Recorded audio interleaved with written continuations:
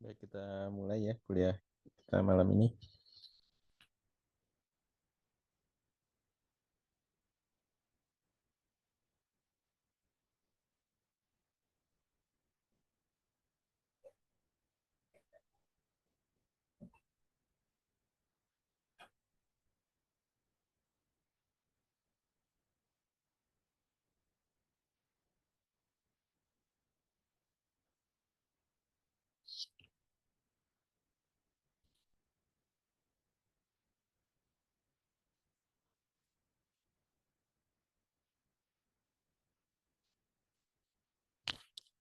Ya, baik, kita mulai.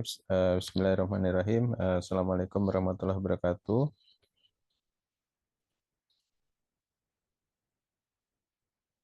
Waalaikumsalam Pak. Selamat malam semuanya. Apakah suara saya bisa didengar? Bisa dengar Pak?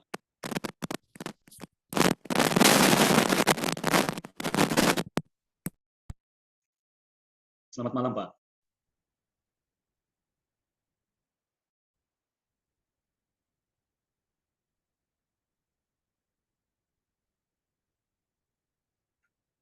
Ya. Apakah sudah bisa mendengar suara saya?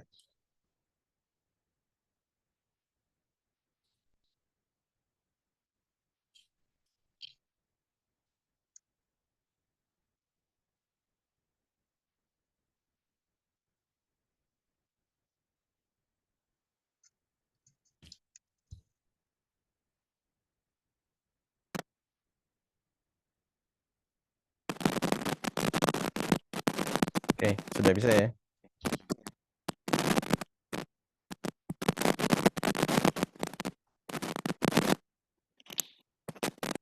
Baik, sebelumnya kita coba untuk melanjutkan yang minggu lalu sudah sempat saya singgung sedikit ya.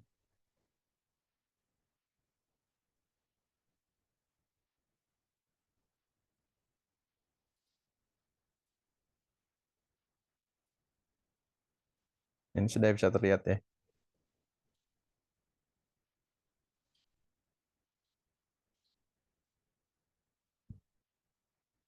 Ya, jadi salah satu sifat dari data adalah besarnya ya, besarnya ukuran data ya, yang dinotasikan atau direpresentasikan dengan V yang pertama ya, yaitu volume ya. Nah, ini sebagai contoh yang lain itu adalah eh, penggunaan ya, penggunaan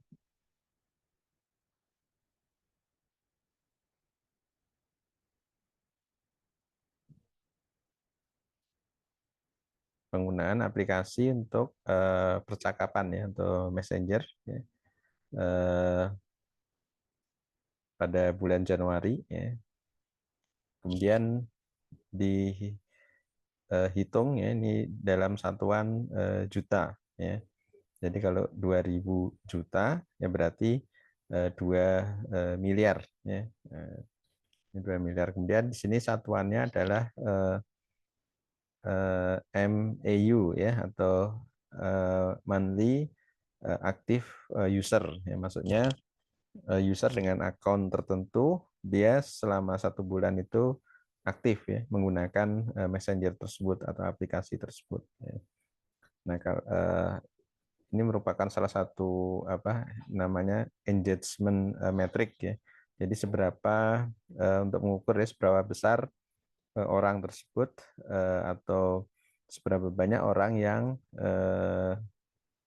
yang terikat ya, atau yang selalu menggunakan ya suatu perangkat ya. Jadi engagement itu berarti dia selalu menggunakannya ya, atau selalu tidak pernah lepas ya, engagement atau selalu terikat dengan aplikasi tertentu. Nah, satuannya diukur dalam durasi tertentu ya. Ada yang engagementnya 1 bulan ya, ada yang engagementnya hanya seminggu ya, atau hanya yang harian misalkan ya. Jadi sekarang menggunakan aplikasi, besoknya tidak, nah, seperti itu ya. Nah, ini 1 bulan ya, berarti sudah apa merupakan bagian atau bagian dari kehidupan sehari-hari kan. Nah, ini yang dihitung adalah aplikasi WhatsApp ya. Jadi kita juga mungkin termasuk ya salah satu pengguna WhatsApp. Nah, dalam bulan Januari itu yang monthly active users yaitu yang sudah pasti menggunakan ini jumlahnya sekitar 2.000 juta ya, berarti 2 miliar ya, 2.000 juta. Kemudian WeChat ya, nah, ini yang aplikasi yang berbasis di China. Nah, ini 1,3 1.300 juta ya, atau 1,3 miliar ya. Dan Facebook ya, Facebook Messenger juga ya. Nah, dari aplikasi ini tentu dia akan mengenerate ya, mengenerate teks ya. Jadi kalau kita mengirimkan pesan, kita akan mengenerate teks ya. Dan kita menerima pesan juga kita akan menerima teks ya. Belum lagi kalau setiap user ini mengirimkan gambar ya atau mengirimkan video ya, maka akan lebih banyak lagi data yang di generate. Ya, ini baru satu jenis aplikasi ya, untuk aplikasi Messenger ya, atau aplikasi untuk mengirimkan pesan. Sehingga bisa dibayangkan dalam 1 bulan berapa banyak ya ukuran data dan berapa banyak jenis data ya yang dihasilkan atau yang saling dikirim ya antara user-user yang ada ini. Ya, jadi WhatsApp yang saat ini paling banyak untuk jumlah pengguna atau jumlah usernya.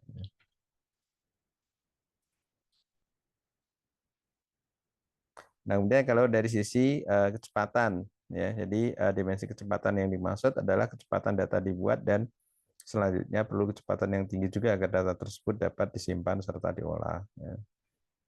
Nah, sekarang kita sudah merasakan ya, jadi bagaimana cepat data tersebut dibuat dan juga mungkin diolah dan disimpan. Ya. Kalau diolah secara cepat ya, misalkan saya beri contoh misalkan Google Lens ya, Google Lens yang digunakan untuk menerjemahkan teks bahasa asing ya, misalkan bahasa Inggris ataupun bahasa Prancis misalkan atau bahasa Jerman ya, yang mungkin yang susah kita pahami. Nah, kemudian kita dengan menggunakan Google Lens kita sorot ya dengan menggunakan kamera yang ada di smartphone. Nah, kemudian hasil terjemahannya nanti akan muncul ya sebagai teks yang yang sifatnya overlay ya, atau dikenal juga sebagai aplikasi augmented reality ya. Jadi membuat semacam layer yang menutupi ya teks yang sebelumnya dengan teks terjemahan. Nah, ini prosesnya cepat ya, real time. Jadi saat kita menampilkan data yang ingin kita terjemahkan, maka hasilnya saat itu juga akan diberikan kepada kita. Ini kecepatannya tinggi ya. Kemudian juga kalau yang disimpan. Nah, disimpan di aplikasi, misalkan di aplikasi di Google Photos ya misalkan ya. Nah, saat kita membuat atau merekam gambar ya, nah, kalau kita memang membuat backupnya di Google Photos ya, di cloud-nya Google, maka otomatis apa yang kita foto yang semula disimpan ya di smartphone juga akan diduplikasi ya, atau akan di backup di cloud ya saat itu juga ya. Sehingga sewaktu-waktu kalau data-data yang data gambar tadi, foto tadi yang di smartphone rusak, nah maka kita punya backupnya di cloud ya. Nah, itu semuanya prosesnya berlangsung secara real time ya, langsung saat itu juga. Jadi sarana pendukung ya untuk telekomunikasi data untuk mengirimkan data saat ini sudah sangat canggih ya, atau mungkin sudah sangat advance, sehingga proses pengiriman data itu pun bisa dilakukan secara langsung ya. Dan jika berbasis pengiriman data lewat satelit, bahkan bisa dilakukan dari mana saja, ya. Sehingga tidak dibatasi baik ukuran, ya, waktu maupun lokasi pengiriman. Kemudian variety mungkin tadi sesuai dengan ini, ya, keragaman, ya, jadi keragaman data. Misalkan dalam aplikasi Messenger, maka tidak hanya berupa data teks saja, namun juga bisa berupa data image dan data video, ya. Ataupun data suara juga, ya. Nah, kemudian dari 3 V tadi, ya, yang volume, velocity, dan variety, terdapat juga pengembangannya, ya. Ada yang 5V, ya, 5V, itu ditambahkan 2, yaitu velocity dan validity, ya. Nah, kalau yang velocity itu menunjukkan seberapa benar, ya. Jadi seberapa pasti, ya, data-data tersebut dapat dipertanggungjawabkan, ya. Kalau validity, ini apakah seberapa benar, ya, data tersebut atau sesuai dengan aplikasi di mana data tersebut akan digunakan, ya. Jadi data tersebut valid, ya. Nah, contohnya misalkan data laju, ya, kendaraan di jalan tol misalkan, ya. Rata-rata kecepatannya berapa, ya. Nah, misalnya kecepatannya rata-rata 100, ya, kilometer per jam. Nah, maka data tersebut valid, ya. Nah, namun kalau suatu saat terukur rata-ratanya 500, ya, atau 400 kilometer per jam, nah itu diragukan, ya, validitasnya, ya, sehingga data tersebut tidak valid, ya, karena untuk kendaraan hampir tidak ada mungkin, ya, di jalanan umum dengan kecepatan sekitar 400 atau 500 km per jam. Nah, ini harus bisa dikenali, ya, dalam pengelolaan data atau pengolahan data.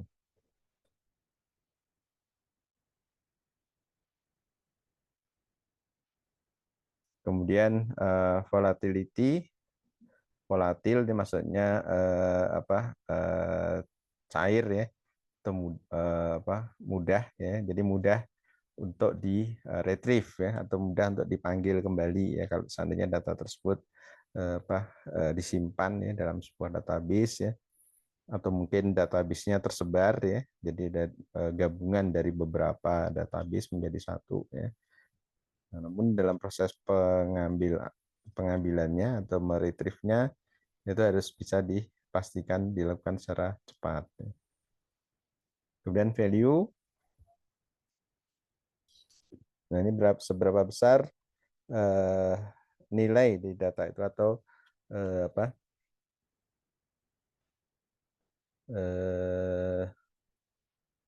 memiliki nilai yang tinggi, ya, seberapa besar, ya. Mengapa demikian? Karena ini diperlukan untuk mengambil keputusan, ya. Jadi untuk mengubah data menjadi informasi dan kemudian mengambil keputusan, ya. Nah, contohnya apa? Misalkan contoh data, misalkan data skala gempa bumi, ya, data skala gempa bumi yang terjadi di laut misalkan, ya.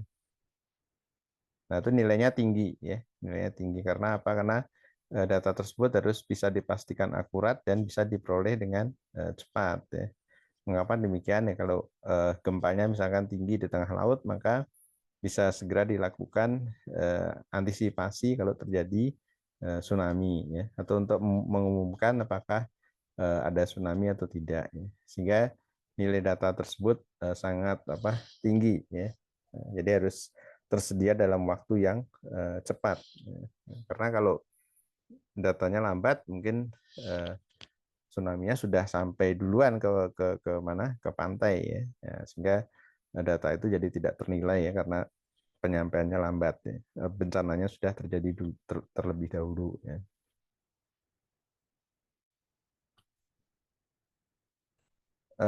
Kemudian V yang selanjutnya sehingga sampai ke 10 V adalah untuk visualization, ya, untuk menampilkan data, ya, dalam berbagai jenis bentuk grafika atau gambar, ya, sehingga data-data tersebut lebih mudah untuk dipahami, ya, terutama data-data dengan jumlah data point yang sangat besar, ya, atau sangat tinggi, ya, misalkan puluhan ribu ataupun ratusan ribu, yang mana akan sulit kalau kita lihat dengan menggunakan tabel misalkan, ya. Jadi lebih mudah jika data-data tersebut dikonversi atau diubah bentuknya menjadi gambar, ya, atau divisualisasikan. Kemudian vulnerability, ini seberapa kuat data tersebut menghadapi serangan, ya, atau ancaman, ya, security, ya, sehingga seberapa rapuh nih, ya, seberapa rapuh data tersebut. Kalau data tersebut kuat, nah tentu dia ketahanannya tinggi, ya. Jadi walaupun diserang, dicoba diganggu dari luar, ya, nah, maka data tersebut tidak rusak, ya, atau tidak berubah. Dan yang terakhir adalah variability, ya.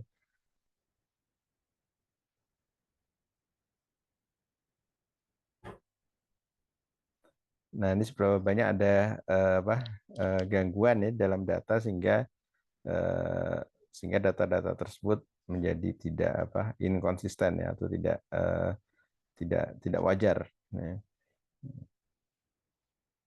Karena ada tambahan bias, ya, ataupun noise dalam data, sehingga akan menjadikan data tersebut lebih beragam.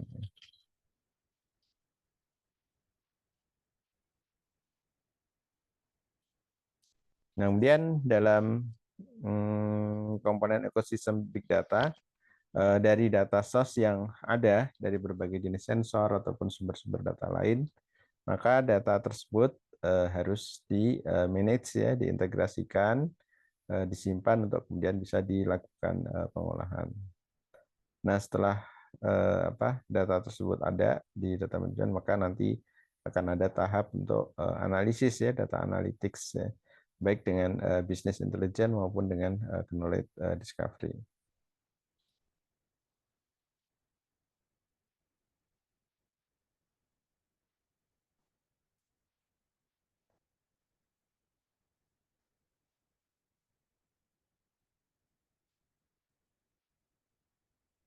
Nah, contoh pemanfaatan data pada berbagai jenis aplikasi.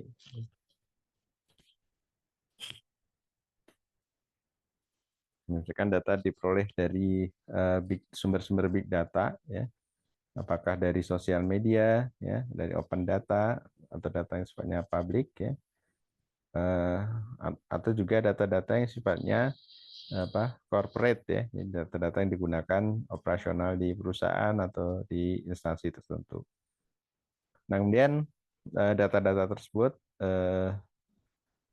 perlu diintegrasikan, ya, di big data management, ya.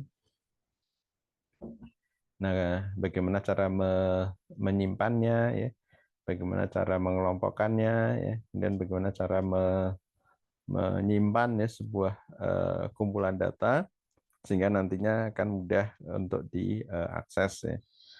Kemudian yang terakhir adalah bagian business intelligence, ya, dan big data application, ya. Jadi data-data tersebut dapat digunakan untuk membuat aplikasi maupun sistem, ya, yang sesuai dengan kebutuhan di industri, ya. Ini contohnya bidangnya sangat luas, ya, yang menggunakan big data, ya.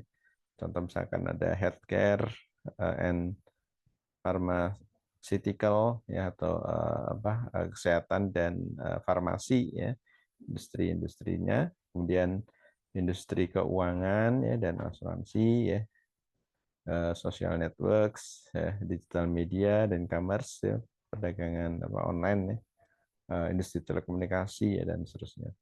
Sehingga ini data-data yang sudah dianalisis akan membantu ya mengatasi permasalahan-permasalahan di berbagai bidang ya, tergantung dari bidang yang akan diamati ya atau yang jadi objek kegiatan.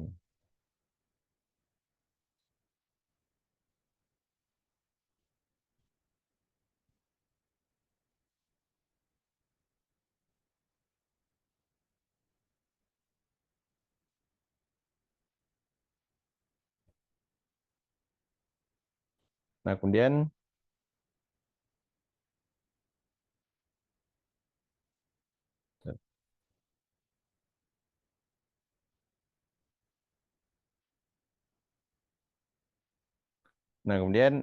sumber-sumber dataset ya, dataset tersedia di berbagai website ya, dataset tersusun atas berbagai jenis tipe data ya.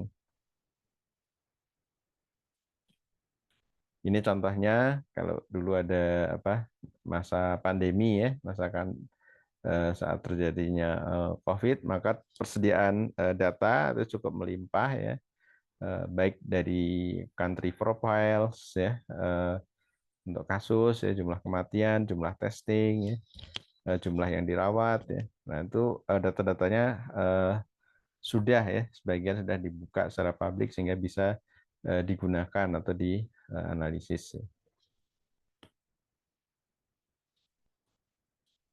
Nah, contohnya ini untuk mengeksplor data kasus COVID baru ya yang meninggal dalam jumlah penduduk ya, per 1 juta penduduk ya.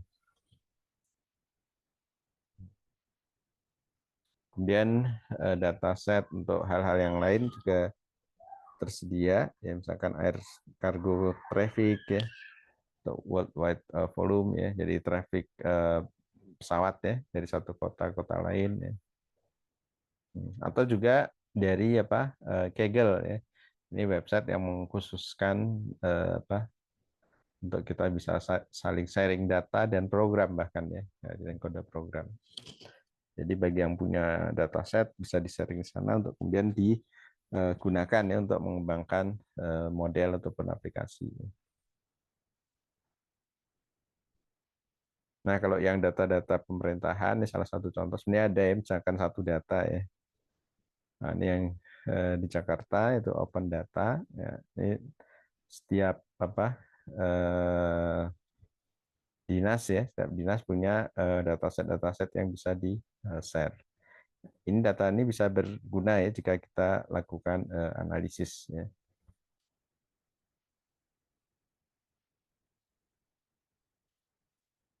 Ya, ini untuk yang slide yang pertama ya. Sampai di sini ada yang ditanyakan sebelum saya lanjut ke slide yang kedua.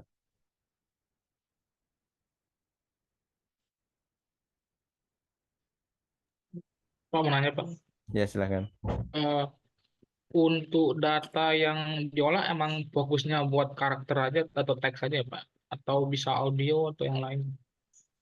Oh ya. Banyak kan biasanya kan pas kita masuk ke data science tuh, Hmm. kayak datasetnya udah ada yang bentuknya CSV aja, yang Hmm. public itu. Ya. Ya, kalau tadi saya contohkan di Kaggle, nah itu semua semua jenis tipe data ada ya. Eh, Data teks ya, data image ya, data video ya, data audio itu ada semua ya. Bahkan kalau video kan dia sebenarnya gabungan ya dari data audio dan video. Nah, itu bisa cuma memang sebagian besar memang data teks ya. Bahkan untuk mungkin data-data audio ataupun video yang diolah mungkin lebih ke metadatanya ya. Misalkan kalau audio, misalkan ini suara apa ya, ini panjangnya berapa menit misalkan ya.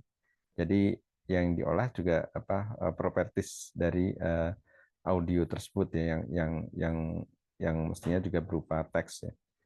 Nah, namun untuk data-data yang benar-benar kita ingin mengolah data audionya ya, contohnya misalkan data misalkan untuk sistem automatic speech recognition ya. Jadi misalkan kalau ada orang berbicara ya, berpidato, mungkin campur ya antara bahasa Inggris dan bahasa Indonesia misalkan. Nah, itu kita ingin mengubahnya dalam bentuk teks ya. Nah, itu tentu kita perlu database ya, database suara ya, suara orang tersebut ya. Yang nanti kita bisa kembangkan model untuk mengubah suaranya apa yang diucapkannya menjadi teks ya, sesuai dengan bahasa yang digunakan ya. Jadi kalau dia saat sedang berbicara bahasa Indonesia maka teksnya bahasa Indonesia ya, saat bicara dengan bahasa Inggris maka teksnya juga berbahasa Inggris misalkan secara adaptif seperti itu. Nah itu kita perlu data set yang cukup banyak ya. Nah yang tadi saya sampaikan mungkin ada namun tidak cukup banyak ya. Kalau memang kita ingin spesifik ke analisis ke data-data audio ataupun data video secara spesifik ya. Tapi kalau itu dalam kerangka database misalkan ya, misalkan ingin mencari foto dengan tema tertentu misalkan ya, maka proses analisisnya tidak sedetail yang tadi ya. Jadi dia mungkin hanya menggunakan metadata ya atau deskripsi ya dari file yang ada ya. Sehingga pencariannya atau deteksinya berdasarkan teks ya. Mungkin kira-kira seperti itu ya. Jadi kalau yang ingin lebih spesifik ke data image-nya atau videonya yang tadi saya sampaikan mungkin ada tapi tidak cukup lengkap ya. Nah, biasanya data itu di-share di website apa kelompok website grup riset misalkan ya.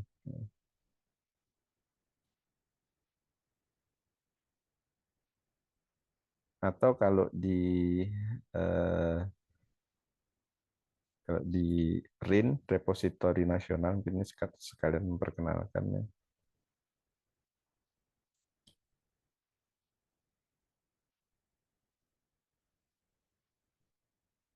Saya coba share.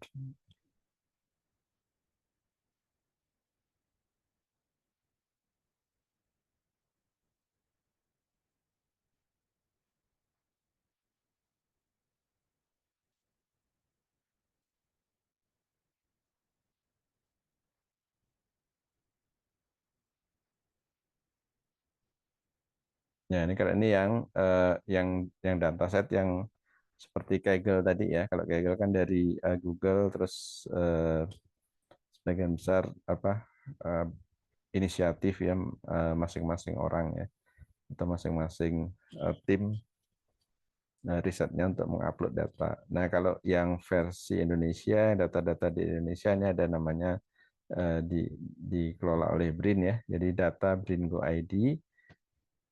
Ini hasil riset yang diperoleh data-data berupa gambar segala macam bisa diupload di sini ya, atau bisa dicari di sini.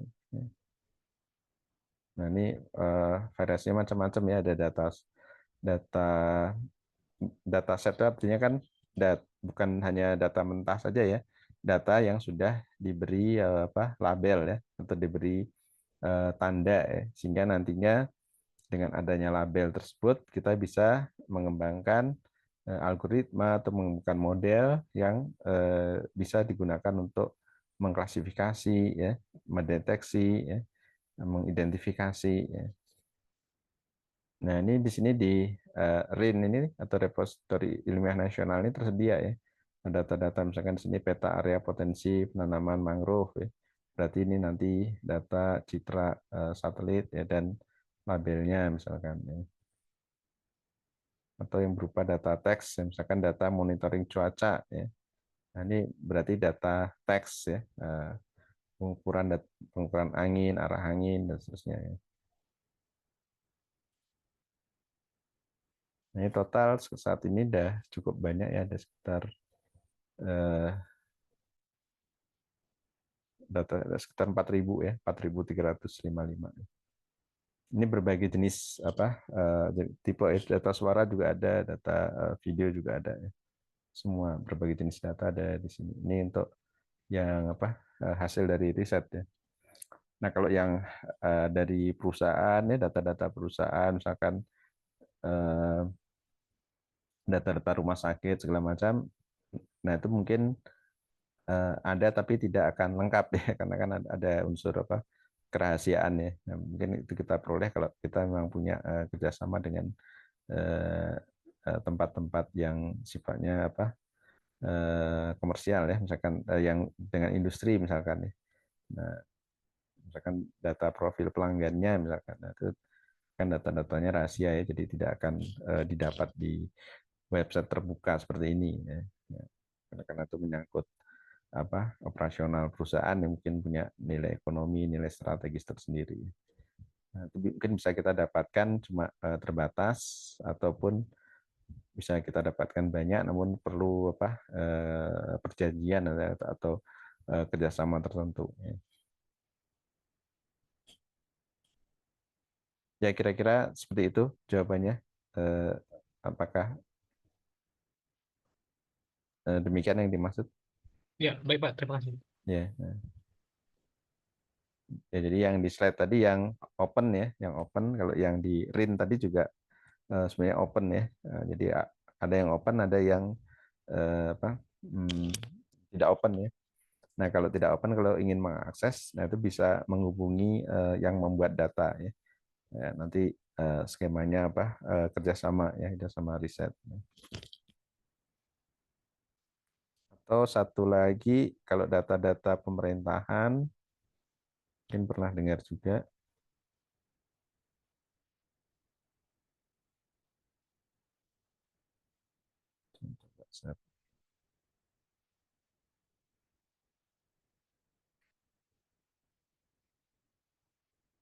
Ya ini ya portal apa satu data ya. Nah, satu data ini yang dikelola oleh sudah berpindah oleh Bapenas ya, data Go ID. Nah, ini idenya semua apa data-data ke data-data pemerintah ya, data-data eh, contohnya ini ya potensi ekonomi dan industri. Ya. Kita cari di sini industri. Ya.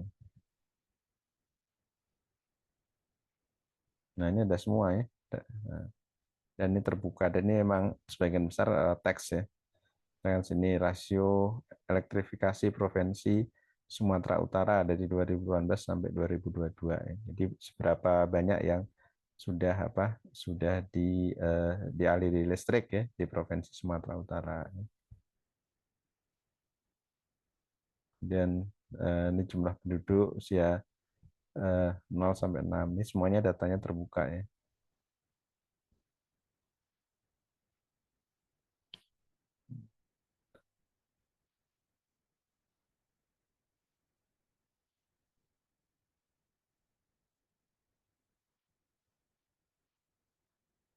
Tentang pembangunan daerah, berapa jumlah rehabilitasi rumah tidak layak huni di Sumatera ya. Ini persentase akses rumah layak huni.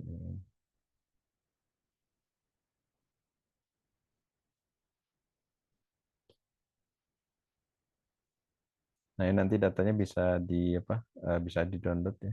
Ini bentuk ini Excel.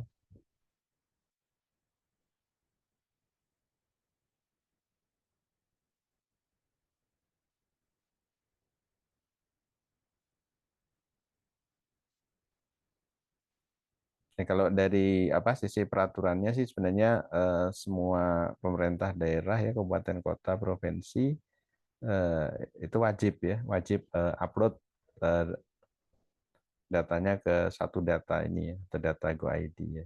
Cuma mungkin eh, apa belum semuanya ya, belum semuanya melaksanakan ya maksudnya gitu ya. Tapi dari sisi peraturan ini memang harus apa, datanya harus diupload ke sini ya, ke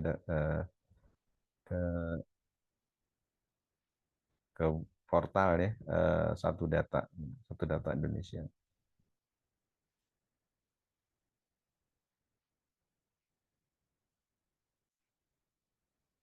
Nah ini yang sudah ini sudah hasil olahan ini ya, sudah dalam bentuk data insight ya, jadi informasi yang sudah diekstrak ya dari data mentah. Kalau tadi kan data mentah ya, kalau misalkan Anda ingin mengolah sendiri ya, menganalisis sendiri, nanti bisa di download data mentahnya. Nah ini kalau ini data insight ini harusnya sudah hasil hasil olahannya. Belum muncul ya.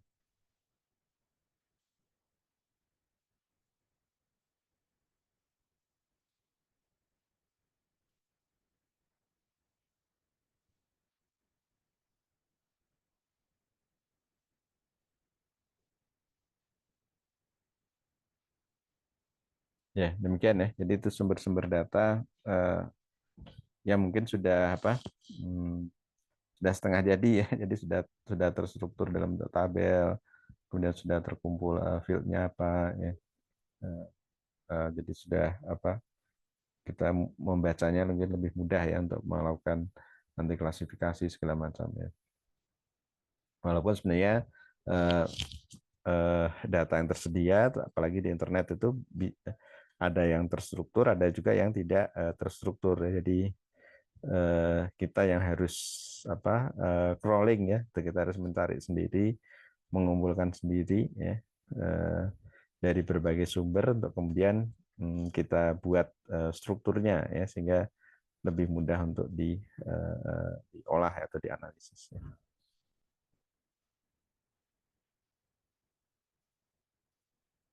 Oke, saya lanjut yang kedua ya. Saya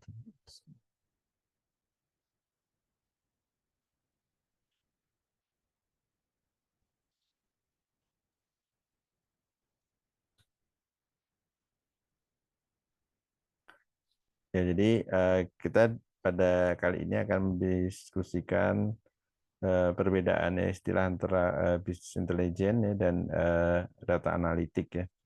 Kalau business intelligence itu adalah usaha untuk mentransformasi data mentah menjadi informasi, insight, dan data yang bermakna untuk keperluan bisnis ya. Dan diharapkan biasanya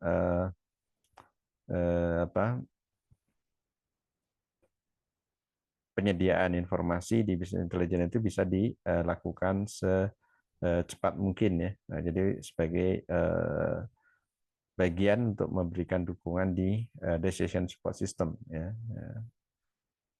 Nah, kemudian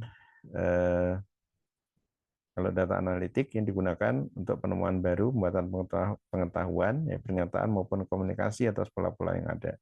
Kemudian pengelompokan serta pembelajaran dari data. Nah, maka dengan menggunakan business intelligence, ya, ringkasan data tersajikan dalam dashboard yang statis. Ya. Data-data mungkin dirangkum dalam baris dan kolom, data-data terstruktur dan diasumsikan akurat. Nah, ini perbedaannya mungkin di awal-awal ya adanya business intelligence. Ya. Jadi masih dibedakan dengan data analitik. Jadi business intelligence menggunakan data terstruktur ya dan diasumsikan data-datanya akurat ya. Kemudian bagian data yang dianggap sebagai outlier akan dibuang terlebih dahulu ya. Dan pengolahan data yang dilakukan sifatnya sederhana, misalkan rata-rata, modus hingga penentuan tren lain sebagai proyeksi keadaan di masa yang akan datang ya. Nah, berbeda dengan data analitik, ini lebih lebih adaptif ya dengan keadaan ya, karena analisisnya mengikuti ketersediaan jenis data ataupun pola-pola data yang sifatnya baru ya. Jadi kan pola data atau jenis data itu akan muncul terus ya, secara terus-menerus, sehingga dengan data analitik itu lebih adaptif ya dalam mengekstrak informasi. Sehingga dengan data analitik bisa dilakukan pengolahan semua jenis data, ya, baik yang terstruktur maupun yang tidak terstruktur. Ya. Sebagai contoh, data-data medis ya, ini hampir 80% tidak terstruktur ya, yang terdiri atas catatan medik ya, grafik-grafik dan rekam medis. Ya. Jadi kalau data medis yang terstruktur misalkan nama ya, kemudian jenis kelamin ya, tanggal lahir misalkan ya, tempat tinggal ya, kemudian tinggi ya, berat, kemudian apakah ada penyakit bawaan misalnya atau penyakit kronis ya. Nah itu semua terstruktur ya, sehingga data-data tersebut bisa dikonversi katakanlah dalam bentuk tabel ya. Namun kalau data-data medis, data-data apa hasil rongsen misalkan ya, atau hasil apa tes ya, lab misalkan, kemudian catatan medik ya, rekomendasi dari dokter ya saat proses diagnosis ya, atau wawancara dengan pasien ya. Nah itu kan tidak terstruktur ya, pertanyaan yang diberikan dokter ke pasien juga disesuaikan dengan kondisi ya, jadi tidak selalu baku seperti question list gitu ya, 1, 2, 3 sampai 5 misalkan sama terus, enggak ya. Jadi tergantung pasiennya ya, tergantung jenis penyakitnya misalkan ya. Nah kalau itu catatan itu direkam atau di catatan saat pemeriksaan itu dikumpulkan, maka itu sangat tidak terstruktur ya. Nah, karena boleh jadi dokter nanya misalkan sakitnya sejak kapan ya, gejalanya apa ya. Nah ke pasien yang lain belum tentu pertanyaannya itu ya, atau kalimat tanyanya belum tentu itu. Sehingga untuk data medis itu hampir 80% tidak terstruktur ya. Demikian juga dengan big data analitik ya, tidak mewajibkan data-data harus dalam kondisi bersih dan ternormalisasi terlebih dahulu. Ini bedanya antara yang pendekatan yang lama, semuanya harus terstruktur ya, harus bersih. Nah kalau data analitik ini lebih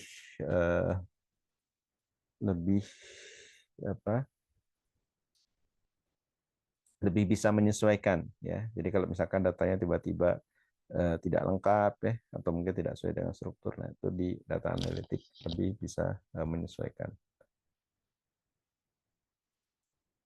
Data analitik mampu untuk melakukan analisis ya atas beragam data ya, sehingga memberikan pola ataupun insight yang tidak bisa dilakukan secara manual. Metode analitik bersifat dinamis ya, dan mampu memberikan dashboard yang dinamis serta adaptif ya. Metode yang digunakan antara lain advanced statistik, artificial intelligence, machine learning, deep learning, feedback, dan natural language processing ya, untuk menggali data secara keseluruhan. Data analitik merupakan pola dalam data sehingga mampu memberikan temuan-temuan serta pengetahuan yang baru. Kemudian populasi temuan data analitik akan memiliki bentuk geometri. Data scientist mengenai bentuk ini ya sebagai representasi yang menjelaskan hubungan serta asosiasi antara elemen-elemen data. Jadi data analitik dia lebih memanfaatkan berbagai jenis teknik ya. Jadi tekniknya tidak satu jenis ya, misalkan dari rata-rata atau simpangan deviasi tadi ya, namun menggunakan berbagai metode dan pendekatan. Nah ini contohnya untuk visualisasi ya, visualisasi dari big data ya. Nah, misalkan yang peta ini adalah pilpres ya, pilpres di di Amerika ya. Nah, kalau pilpres di Indonesia juga mungkin kan ya bisa dibuat seperti ini. Ini kalau pilpres ini ada merah dan biru ya kalau di Amerika. Kalau merah itu yang Partai Republik ya. Kalau yang biru itu Partai Demokrat ya. Jadi Partai Demokrat lebih liberal ya, sehingga lebih banyak di daerah pesisir ya, daerah-daerah perkotaan besar ya, yang di Amerika Serikat. Nah, kalau yang merah Partai Republik biasanya orang-orangnya lebih konservatif ya, lebih nasionalis gitu ya. Sehingga banyak orang-orang yang memilihnya di daerah pedesaan ya, daerah pertengahan ya, jauh dari kota-kota besar ya. Kalau kota-kota besar di Amerika seperti New York ya, San Francisco ya, Los Angeles segala macam kan daerah tepi-tepian pantai ya. Nah, itu banyak yang liberal ya dari Partai Demokrat ya. Nah, kira-kira seperti itu. Nah, ini dengan menggunakan visualisasi bisa terlihat ya. Ya, ini kan datanya jutaan ya, banyak. Ya, maka bisa terangkum seperti ini. Ya, yang Pilpres di Indonesia juga sebenarnya bisa ya. Ya, kalau kita ada datanya, kemudian kita buat visualisasi seperti ini, ya, misalkan per kecamatan misalkan ya, dalam satu provinsi, nah itu bisa. Ya. Kalau yang di Sirekap mungkin masih ini ya pie chart ya, jadi tidak terlalu kelihatan visualis walaupun datanya ada bahkan sampai per TPS ya, nah, namun visualisasinya belum diberikan di website. Nah, kalau ada seperti ini mungkin menarik juga ya, bisa kelihatan ya. Kemudian untuk konsumsi air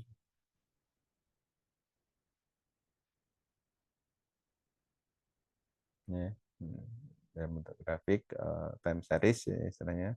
Kemudian ini bubble ya, bubble chart atau scatter ya, scatter. Nah, jadi ada dua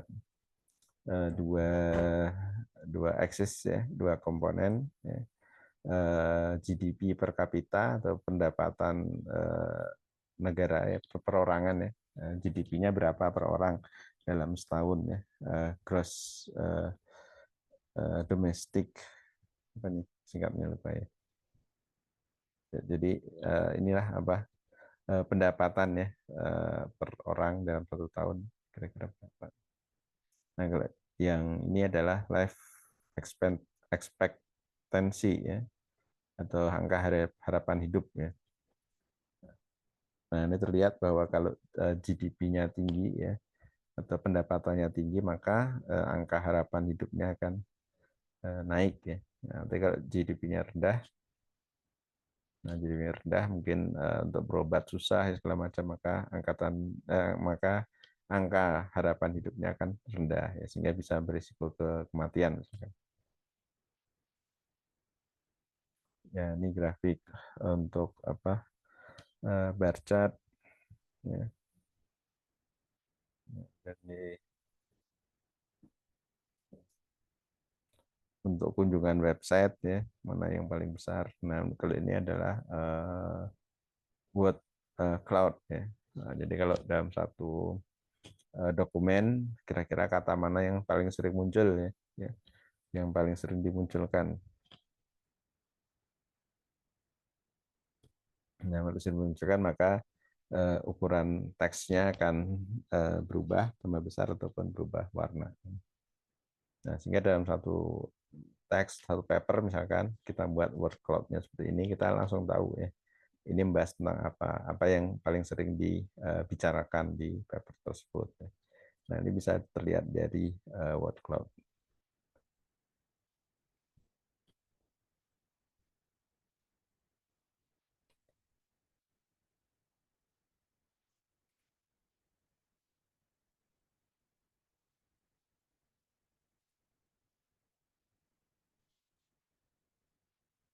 Nah, dan bagaimana bisnis intelijen versus big data analytic ya. Tidak sebagaimana dashboard di BI yang bersifat statis, hanya memberikan ringkasan data. Kalau dalam data analitik memberikan eksplorasi data, visualisasi dan model adaptif yang andal dan kebal terhadap perubahan data. Kemudian machine learning feature yang ada pada advanced analytics model maupun mampu belajar dari perubahan data dan beradaptasi sepanjang waktu. Ketika BI menggunakan metode sederhana dan deskriptif, Sedangkan big data analytic benar-benar berbasis model ya, jadi benar-benar tergantung pada data yang diterima ya.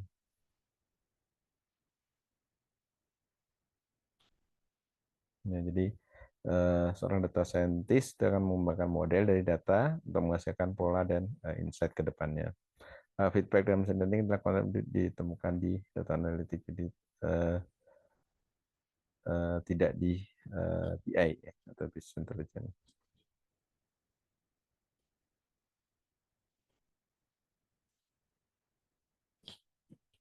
Ya, mohon maaf, mungkin saya break sebentar ya, sekitar 3 menit.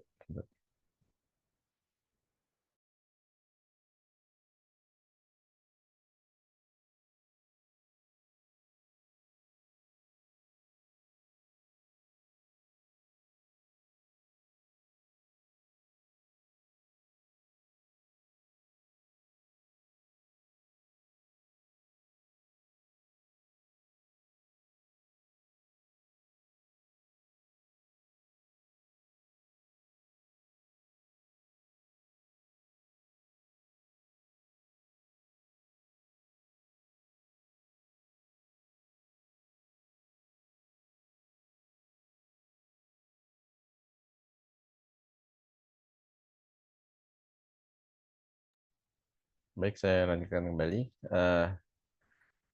Nah, jadi ada berapa perbedaan untuk perbedaan antara business intelligence dan data analitik. Ya.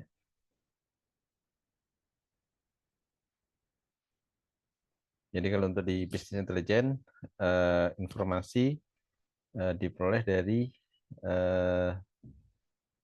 memproses data-data mentah. Ya.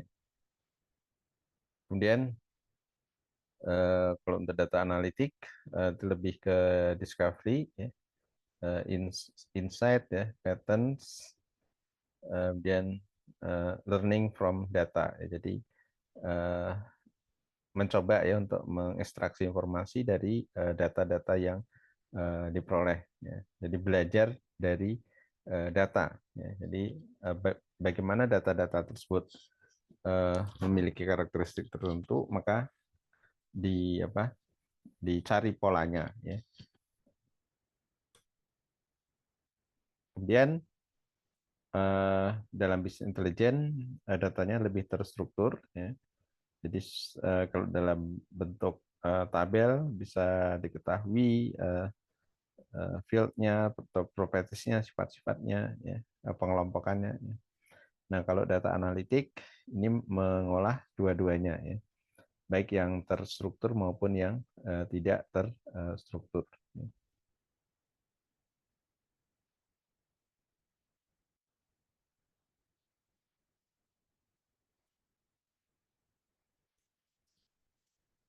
Kemudian kalau bisnis intelijen menggunakan statistik deskriptif, ya, jadi menggunakan metode statistik untuk mencari katakanlah rata-rata, ya, simpangan deviasi. Ya. Nah, kalau di data analytics menggunakan banyak metode. Ya. Ada natural language processing, ya, classifiers, machine learning, pattern recognition, predictive modeling, ya, optimization, dan model based. Jadi metodenya lebih beragam. Ya. Yang mungkin bisa kita simpulkan secara keseluruhan semua metode ini adalah mengolah data yang tersedia untuk kemudian dikenali, ya, sifat-sifatnya.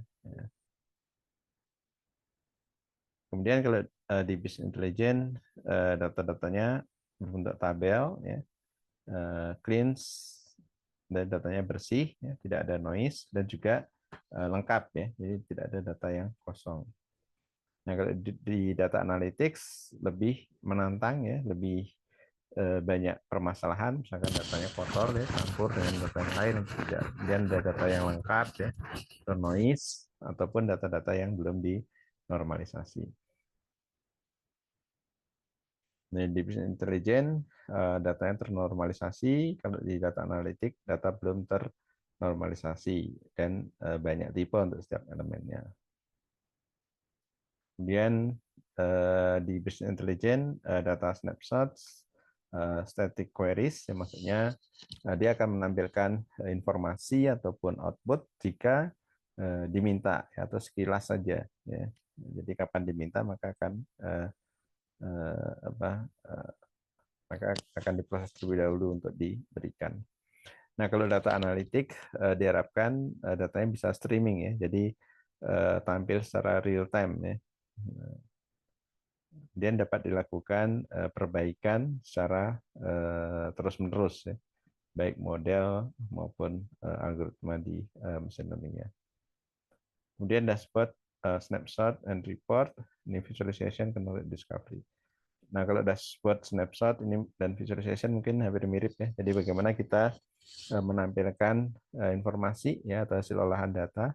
Nah, yang berbeda mungkin yang ini ya, knowledge discovery. Jadi berusaha menemukan ilmu-ilmu baru ya atau kaidah-kaidah baru setelah dilakukan pengolahan data di sini.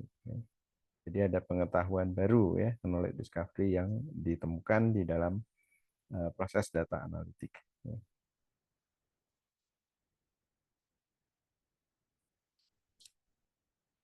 Nah, dari data analitik kemudian akan meningkat menjadi advance ya, data analitik ya. Ini intinya adalah tadi ya, menggunakan metode-metode yang learning ya, predictive kemudian classification, semantic analysis, dan non-linear algorithm sehingga pendekatannya bisa multi algorithm.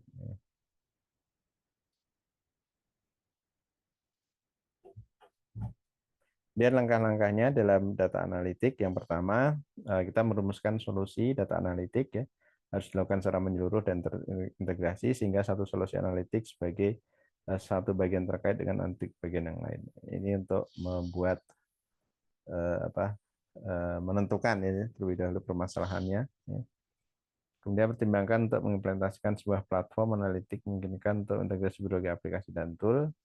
Kemudian 4 layer framework diusulkan mampu memberikan dukungan atas hasil nanti yang diperoleh. Keempat layer framework tersebut antara lain data connection layer, data management layer, analytics engine layer, dan presentation layer. Nah, ini untuk layer untuk data analitik. Yang paling bawah itu tentu paling dekat ya dengan bahasa mesin. Ya. Nah, ini yang tengah-tengah. Ini agak ke atas, dan yang paling atas adalah yang sisi presentasi. Ya. Jadi tampilannya lebih sederhana dan mudah dipahami ya. Nah, namun di balik itu perlu ya proses untuk pengolahan proses pengolahan datanya terlebih dahulu. Kemudian analytics platform framework ya. Jadi kita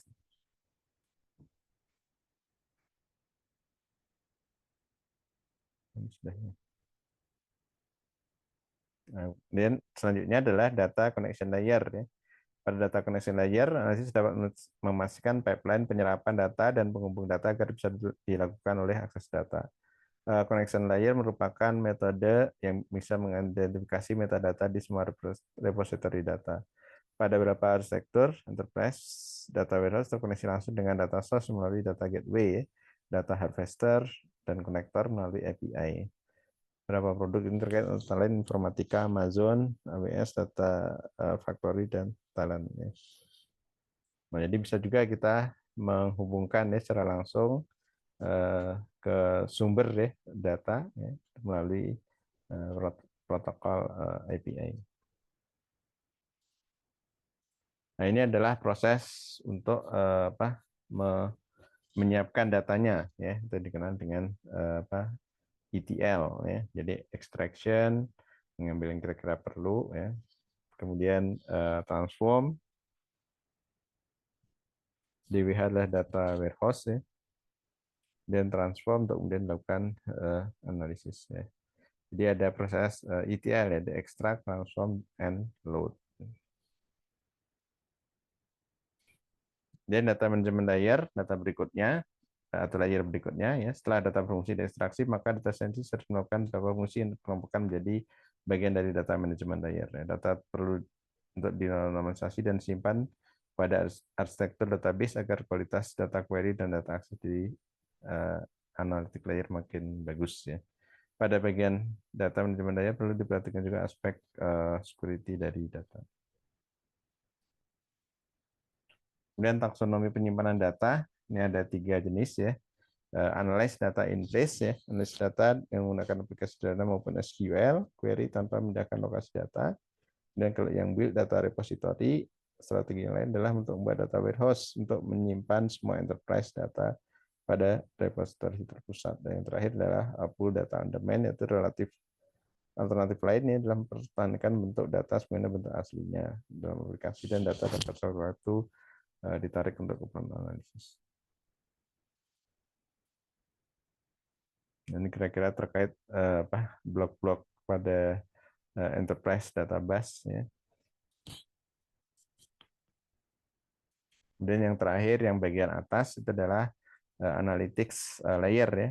Jadi yang berhubungan langsung dengan data scientist ya, yang mana nanti digunakan untuk melakukan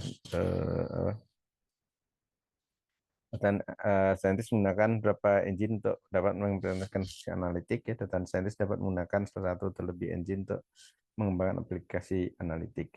Ini layer yang dilengkapi yang mencakup engine untuk optimization, ya, machine learning, NLP, ya, predictive modeling, pattern recognition, classification, tracing, NLP, dan semantic analysis. Sebenarnya semantic analysis juga bagian dari NLP. Ya. Kemudian presentation layer, sebagai tool untuk mendashboard aplikasi dan user facing application dapat menampilkan hasil-hasil dari engine analitik. Ini ada beberapa contoh aplikasi antara lain TabView, ya, QlikView, ya, Panopticon, dan seterusnya. Nah, kemudian dalam data juga dibedakan ya menjadi high dimensional data.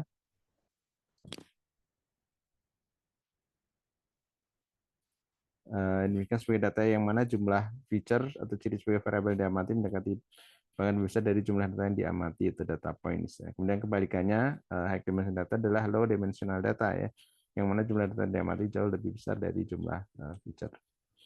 Hal ini terkait dengan konsep big data dan tall data ya. Ini pada high dimensional data perlu data itu karena lebih banyak feature dibandingkan dengan jumlah data. Karakteristik high dimension data perlu dalam khusus dalam hal metode analisis karena registernya mungkin tidak akan dapat banyak membantu ya, untuk ukuran data yang besar.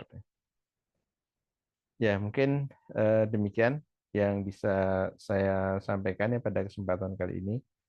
Silahkan jika ada pertanyaan. Pak, mau nanya lagi, Bro. Ya silakan. Scope kan biasanya Pak kan kita dapat dataset kan. Biasanya kan kita kayak ada data kayak pencilan gitu, data-data yang kayak NaN kayak gitu kan, yang berakibat merusak data itu bagian yang ngolah tuh orang DA atau orang yang data science, yang bagian data analis atau data science scope-nya itu, Ya. atau gimana ya? Biasanya kan kalau saya sih nggak tahu, coba belajar ngolah aja, cuma itu nggak tahu tuh cakupannya apakah masuk ke data analis atau data science, kayak kayak kayak ngubah data supaya bagus, supaya nggak ada data yang kotor, kayak data-data pencilan yang menyebabkan dan merusak data gitu. Bisa kan kayak aplikasi itu kan kebanyakan datanya pasti nggak sesuai kan, ada null, ada none gitu, ada undefined gitu. Ya, ya baik. Ya, ya baik. Bahkan biasanya untuk pre-processing atau penyiapan data itu ada juga istilahnya apa? Data engineer deh. Jadi data engineer mungkin pekerjaannya lebih susah ya. Jadi bagaimana mengintegrasikan data dalam sebuah database ya, termasuk di dalamnya tadi proses apa yang ETL tadi ya, membersihkan, transformasikan. Nah, yang data scientist itu lebih nanti bagaimana menerapkan algoritma untuk karena klasifikasi ya, untuk mengclustering dan sebentar tadi ya. Nah, nanti yang terakhir itu yang bagian visualisasi dan bagian yang mendeskripsikan itu biasanya ke data analis ya. Nah, cuma kadang-kadang katakanlah mungkin di perusahaan atau di institusi itu tidak tersedia lengkap satu-satu ya, bertahap tidak ada ya, tidak ada yang khusus mengerjakan ini ya. Jadi biasanya harus dikerjakan juga dari hulu sampai hilir ya. Ini kalau data scientist mungkin harapan yang memberi pekerjaan tuh bisa semuanya ya. Ya, walaupun yang tadi bagian data engineer untuk mengintegrasikan ke cloud, ke database di cloud misalkan ya, arsitekturnya seperti apa. Nah, itu biasanya eh, apa jarang orang bisa ya. Jadi lebih karena kegiatan ke data engineer tadi ya, di bagian engineeringnya besar ya. Proporsinya besar. Nah, kalau yang data scientist dan data analis yang mungkin itu bisa dijadikan satu ya. Nah, jadi mungkin orangnya sama sebenarnya, tapi mungkin dia mengerjakan dua bagian pekerjaan yang sebenarnya berbeda. Ya, tapi kadangkala karena ingin efisien segala macam, mungkin orangnya sama sebenarnya. Jadi harus bisa mengerjakan dari hulu sampai hilir. Cuma yang tadi yang bagian data analis itu juga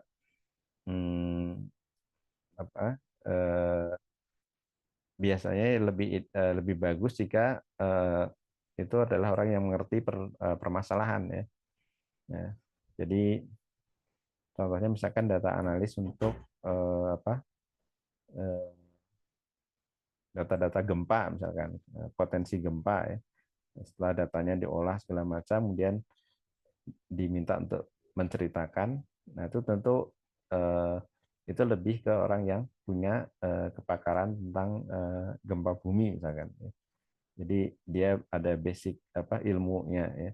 Kalau kita yang mungkin di bidang IT-nya mungkin bisa mengolah datanya, kemudian bisa juga menceritakan, tapi kita juga perlu ilmunya ya.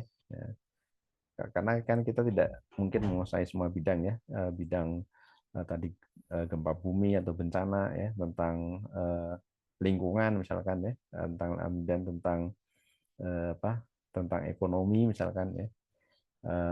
Misalkan kalau yang lingkungan kita punya data sebaran misalkan gas-gas berbahaya ya di suatu wilayah ya, dan kita sebagai data scientist ya, kita coba mapping dan kita tampilkan, kita visualisasi daerah ini konsentrasi CO2-nya tinggi misalkan ya, daerah ini CO2-nya normal misalkan.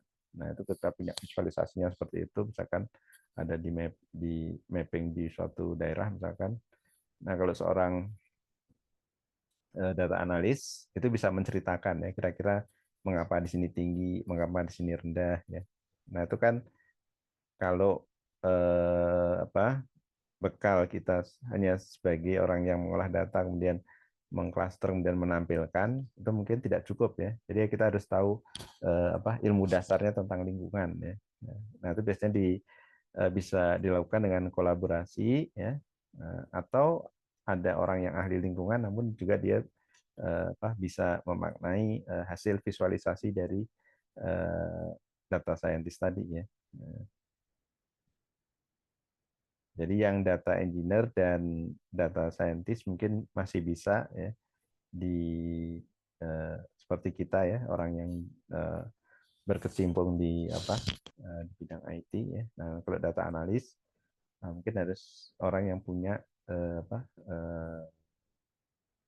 ilmu tentang objek yang sedang diamati ya, atau topiknya tentang apa ya, bidang apa dulu ya, apakah bidang tadi lingkungan ya, kesehatan atau bencana ya, segala macam.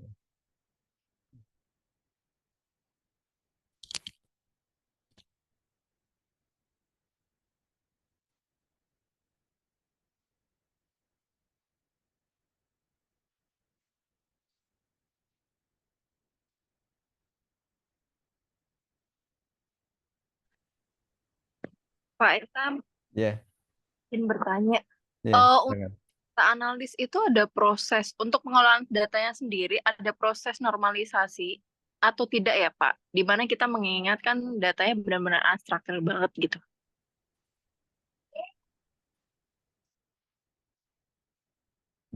bagaimana dinormalisasi? Betul, betul. Dinormalisasikan.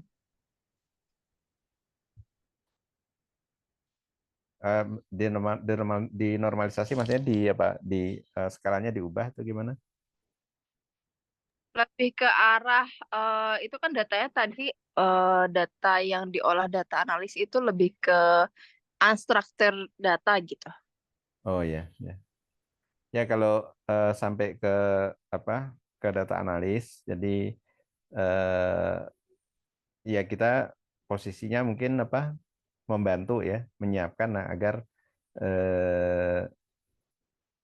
mungkin dalam bentuk visualisasi ya, sehingga bisa terlihat misalkan apa? Faktor-faktor yang mempengaruhi ya. Eh, Tadi yang mungkin contoh yang cukup apa? Saya coba share kembali ya.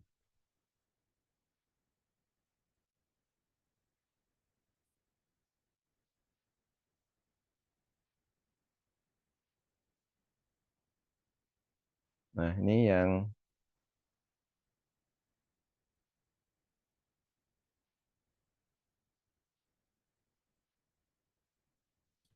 ini ya, yang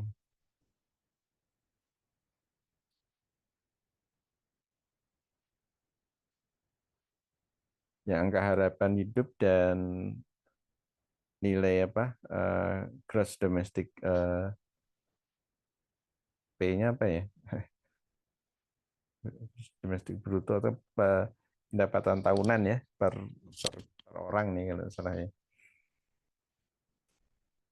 Nah, ini kalau yang di data analis bisa menjelaskan lebih jauh ya mengapa demikian ya. Mengapa bisa diperoleh plot demikian ya.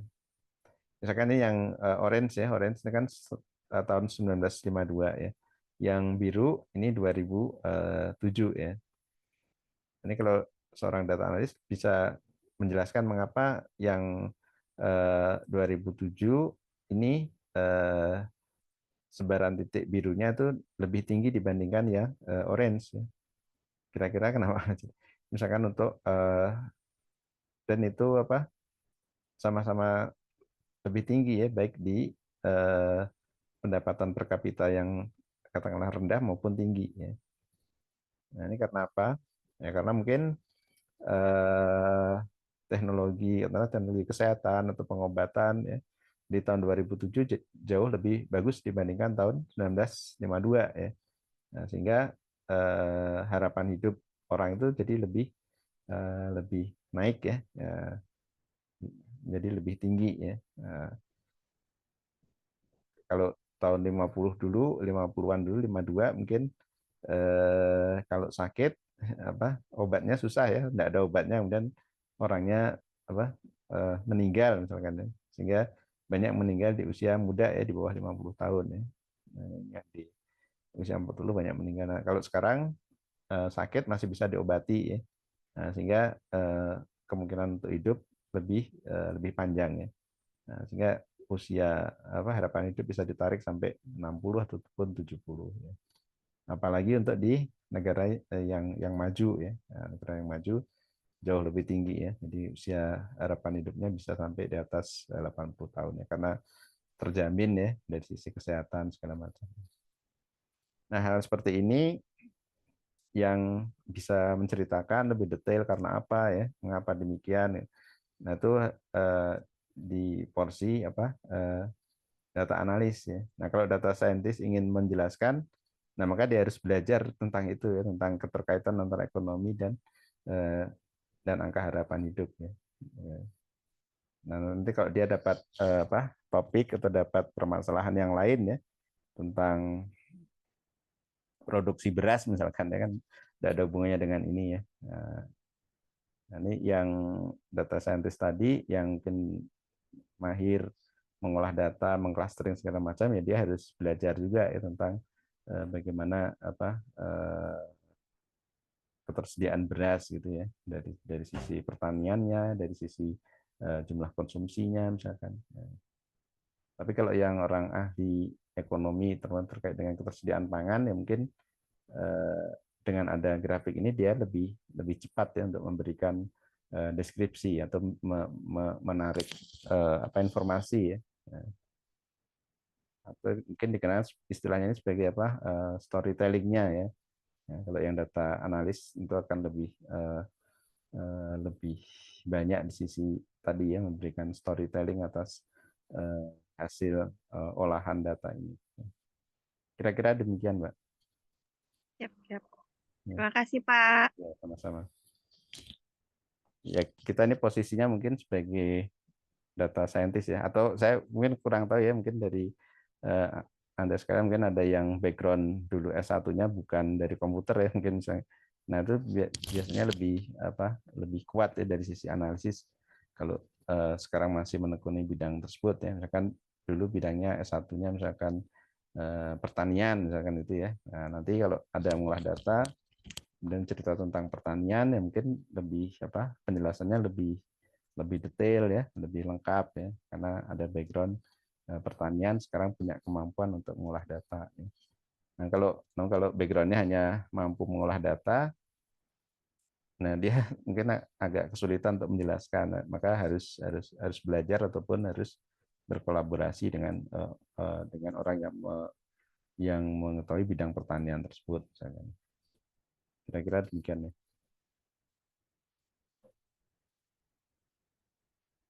Ada lagi yang bertanya, silakan. Ya, ini untuk presensi saya nanti saya isikan ya, jadi saya screenshot dari yang ada di layar sekarang. Ya.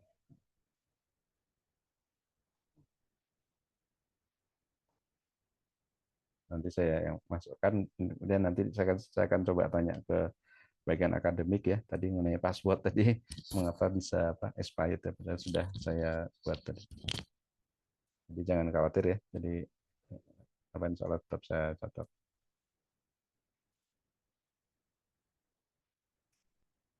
Baik, ada lagi? Kalau tidak ada, mungkin kita cukupkan ya pertemuan kita di malam ini ya. Nanti kuliah ini sudah saya rekam, nanti saya coba upload dulu ya di YouTube. Nanti linknya saya informasikan ya di platform e-learning ya.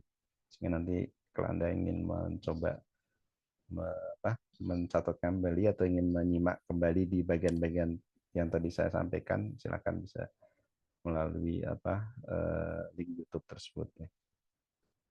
Ya, mungkin demikian untuk malam ini. Terima kasih atas kehadirannya semua. Saya insya Allah kita bisa berjumpa lagi ya minggu depan ya. Untuk kali ini saya tutup ya. Sekian, terima kasih. Assalamualaikum warahmatullahi wabarakatuh. Ya, selamat malam semuanya. Waalaikumsalam. Terima kasih, Pak. Ya, kasih.